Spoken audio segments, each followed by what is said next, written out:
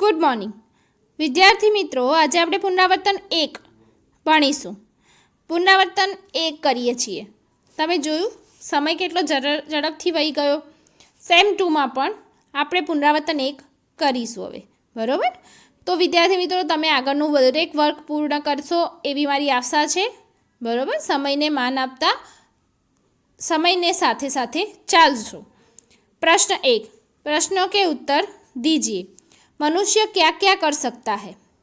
मनुष्य पहाड़ों को तोड़ सकता है, नदियों के बहाव की दिशा को मोड़ सकता है, मिट्टी से अमृत निकाल सकता है, वह धरती और आकाश को भी एक कर सकता है. इस प्रकार मनुष्य असंभव लगने वाले सारे काम भी एक करता है, जो हमने लास्ट कविता में पढ़ा है.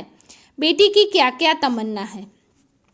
बेटी तारा बनना चाहती है, चांद की तरह चमकना चाहती है, दुनिया रूपी बाग में खिलना चाहती है फूल की जैसे, वह तितली बनकर हवा को चूमना चाहती है.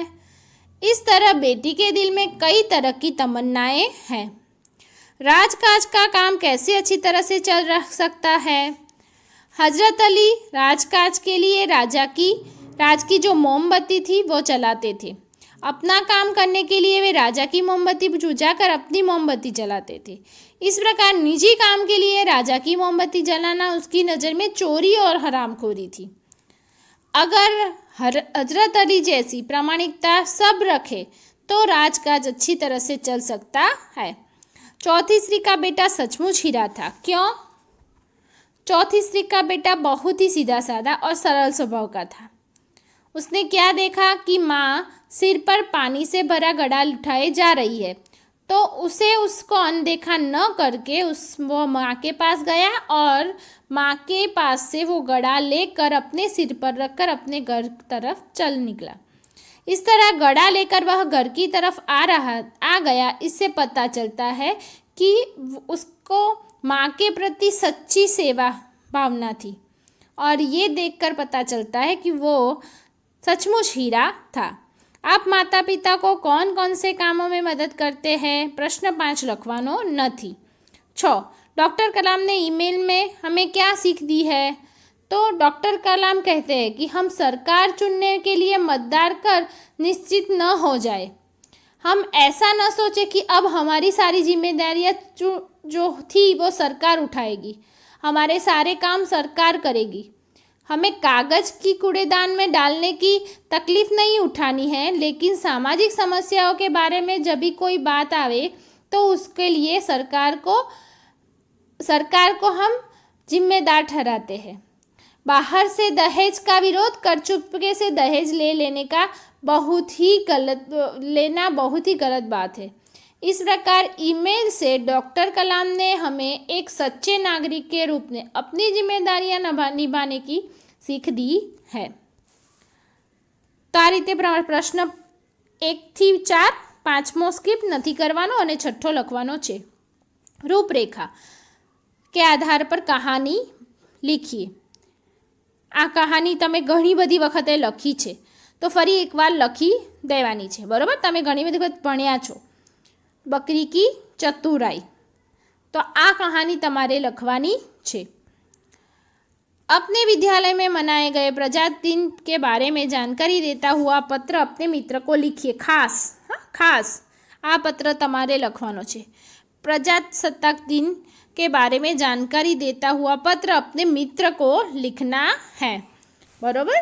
तमने मैं पत्र केवी रीते लखवू ए समझाव्યું છે, बराबर? तो ए प्रमाणे तमारे पत्र लखवानो छे.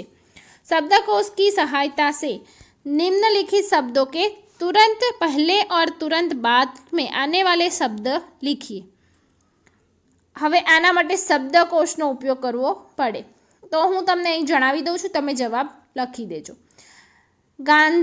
હવે ગાઉં છે, તો ગાઉંના પહેલાં ગાંભીર્ય, ગાંવટી, પછી ગાંવટી, બરાબર? કસાઈની પહેલાં કસા અને પછી કસાકસ. હાસ્ય, એના પહેલાં હાસિલ પછી હાસ્યાસ્પદ. ચોથું અભ્યસ્ત, એના પહેલાં અસિત અભ્યક્ષિત.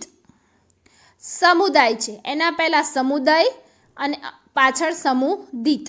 બરાબર, આ એના જવાબ છે.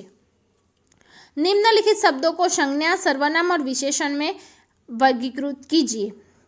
સીધું તમને જણાવી દઉં કઈ કઈ સંજ્ઞા છે. નર્મદા, ભય, સેના, અગ્નિ, મનુષ્યતા, આ એ સંજ્ઞા છે. સર્વનામ ક્યા, जिसको, हम, यह. विशेषण थोड़ा, ज्यादा, सुंदर, सातवा, कई, तीनों અને મોટા. આ થયા વિશેષણો. બરોબર. હવે તમે કહેશો કે ટીચર મનુષ્યતા તો વિશેષણ ના આવે, પરંતુ મનુષ્યતા છે એ ભાવવાચક વિશેષણ છે જે આગળ ભણવામાં આવશે. સંજ્ઞા છે, સોરી, ભાવવાચક સંજ્ઞા છે એટલે એ આગળ ભણવામાં આવશે એટલે એ સંજ્ઞામાં આવશે. મેં તમને કીધું હતું હાસ્ય એ સંજ્ઞામાં આવે, એ રીતે મનુષ્યતા પણ સંજ્ઞામાં આવશે. એ જે મને લાગ્યું કે તમને ડાઉટ થશે એટલે મેં તમને અહીં જણાવી દીધું. હવે પ્રશ્ન નંબર 6. निम्नलिखित काव्य पंक्तियों का भावार्थ लिखिए. धरती सा धीर तू है, अग्नि सा वीर, तू जो चाहे तो काल को भी थाम ले. એ મનુષ્ય, તો ધરતીની જેવો ધીરજવાન છે, અગ્નિ જેવી શક્તિ તારામાં છીપેલી છે.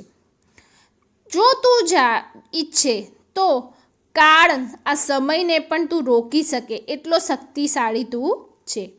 હિન્દીમાં તમારે એનો જવાબ લખવાનો છે. મેં તમને અહીં ભાવાર્થ સમજાવ્યું છે. निज को तू जान, जरा शक्ति पहचान, तेरी वाणी में युग का आह्वान है रे.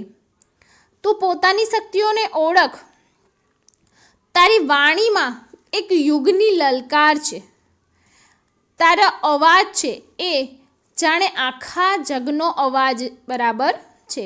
એમ કરી એટલે કવિ કહે છે અહીં કે તું તારી શક્તિઓને ઓળખ. બરાબર.